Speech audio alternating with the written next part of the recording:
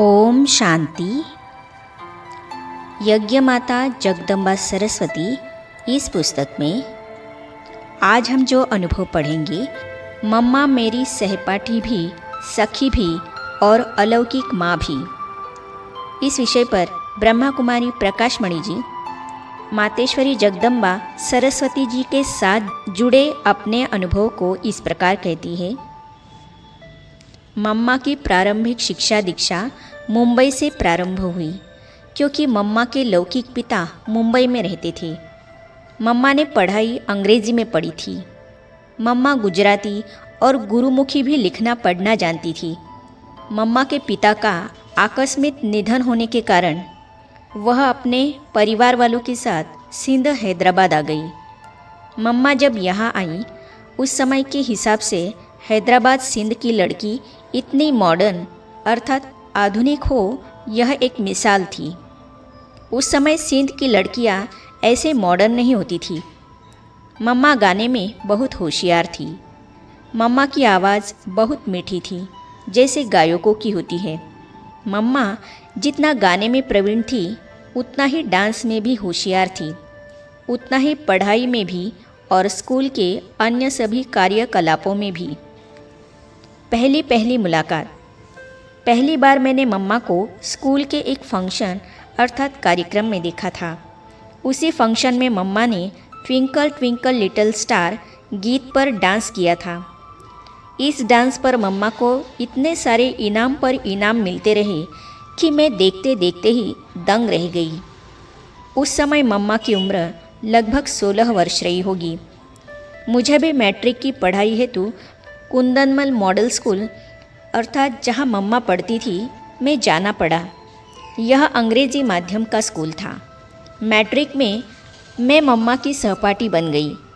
हम दोनों एक ही बेंच पर बैठती थी, मगर हमारे में उतनी मित्रता नहीं थी, क्योंकि मम्मा बहुत मॉडर्न थी और मैं बहुत सिंपल थी। लेकिन सहपाठी होने के नाते आपस में एक तरह का आकर्षण और स्नेह जरूर था। उस समय मैं उनका लौकिक परिचय भी नहीं जानती थी। गहरी स्मृति शक्ति। फिर थोड़े दिनों के बाद दीपावली की छुट्टियाँ हुई। छुट्टी होने के कारण एक दिन मैं बाबा के सत्संग में गई। उस समय बाबा का सत्संग शुरू हुए करीब 1.5-2 मास ही हुए होंगे। उन्हीं दिनों में मम्मा भी सत्संग में आई। जब हम आपस में मिली तो हमने भी उनसे कहा कि यहाँ बहुत अच्छा सत्संग चलता है, आप भी रोज़ आओ, हम भी रोज़ आते हैं। इसके बाद मम्मा प्रतिदिन सत्संग में आने लगी। मम्मा शुरू से ही बहुत होशियार, दूरांदेशी तथा अच्छी स्मृति वाली थी। मम्मा की स्मरण शक्ति इतनी तेज़ थी कि एक बार सुना और बुद्धि में छप गया। बाबा की एक पॉइंट सुनी, वह छप गई और उसके 10 राज निकाल देती थी और हम सबको ज्ञान की गहराई में ले जाती थी। राज में राज खोलती जाती थी। बाबा की एक पॉइंट पर मम्मा 1 घंटे तक बोल सकती थी, इतनी ज्ञान की गहराई थी उनमें। मम्मा ने अपने जीवन में एक बार भी नहीं कहा कि मैं इसको भूल गई।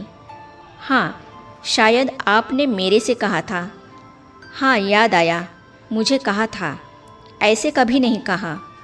इतनी अगाध स्मरण शक्ति की स्वामिनी थी मातेश्वरी जगदम्बा। ममता से पूर्ण भी और ममता से परे भी। मम्मा सचमुच सबको इतना प्यार देती थी कि सभी प्यार से ओतप्रोत हो जाते थे। वैसे तो यज्ञ में मम्मा मेरे साथ सखी रूप में रहती थी, चलती थी और व्यवहार करती थी। फिर भी संबंध में हम बिल्कुल माँ बेटी जैसे ही रहती थी। कहीं भी बाहर जाना हो तो मम्मा मुझे साथ लेकर जाती थी। सखी होते हुए भी मातेश्वरी मम्मा बनकर ही रही और हम बेटी बनकर ही रही। मम्मा अत्यंत दृढ़ शक्ति संपन्न थी। अगर वह किसी बात पर दृढ़ निश्चय कर ले तो उनको हिलाना किसी के वश का काम नहीं। जो बाबा ने कहा, उसी बात की दृढ़ता से मम्मा हमारे से सेवा कराती थी। जितनी दृढ़ता उतनी ही निश्चय बुद्धि भी थी। मम्मा का निश्चय देखने लायक होता था। मम्मा की एक्टिविटी अर्थात क्रियाकलाप से यह बिल्कुल सबको मालूम पड़ता था कि यह बनी बनाई राधे है, यज्ञ माता है। मम्मा के हर कदम से यह मालूम होता था कि यह वही मम्मा है, वही राधे है और वही लक्ष्मी है। मम्मा बहुत निर्भय थी। मम्मा प्रैक्टिकल अर्थात प्रत्यक्ष में शेरनी शक्ति स्वरूपा थी। साथ साथ मम्मा क्या अनासक्त थी, बात मत पूछो। कोई देह अभिमान नहीं, परंतु स्वमान का नशा इतना था कि और किसी में न हो सके। अपने पर पूरा विश्वास, बाबा पर पूरा विश्वास और बाबा के कार्य में पूरा विश्वास। बाबा ने कहा और मम्मा ने करना शुरू किया। एक बाबा ही संकल्प, श्वास सब में था। प्यार भी सबके साथ मम्मा का इतना था कि बराबर मेरे दिल से ये शब्द निकलते हैं, मम्मा तू ममता की मूर्ति है, निर्माणता की निधि है।